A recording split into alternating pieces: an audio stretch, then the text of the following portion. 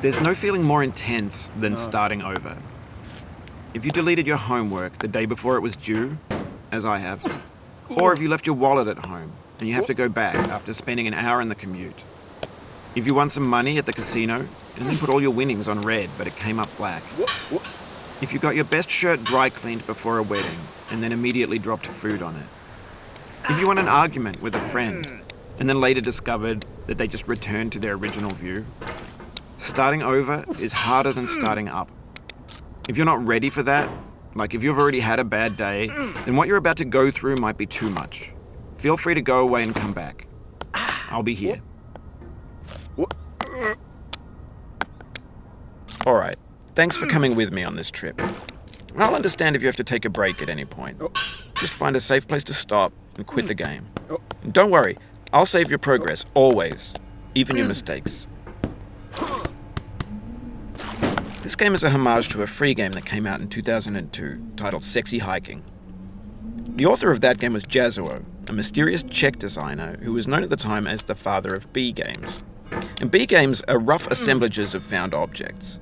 Designers slap them together very quickly and freely, and they're often too rough and unfriendly to gain much of a following. They're built more for the joy of building them than as polished products. In a certain way, Sexy Hiking is the perfect embodiment of a B game. It's built almost entirely out of found and recycled parts, and it's one of the most unusual and unfriendly games of its time. In it, your task is simply to drag yourself up a mountain with a hammer. And that act of climbing, in the digital world or in real life, has certain essential properties that give the game its flavor. No amount of forward progress is guaranteed. Some cliffs are too sheer or too slippery. And the player is constantly, unremittingly in danger of falling and losing everything. Anyway, when you start Sexy Hiking, you're standing next to this dead tree that blocks the way to the entire rest of the game. It might take you an hour to get over that tree, and a lot of people never got past it. You prod and you poke at it, exploring the limits of your reach and your strength, trying to find a way up and over.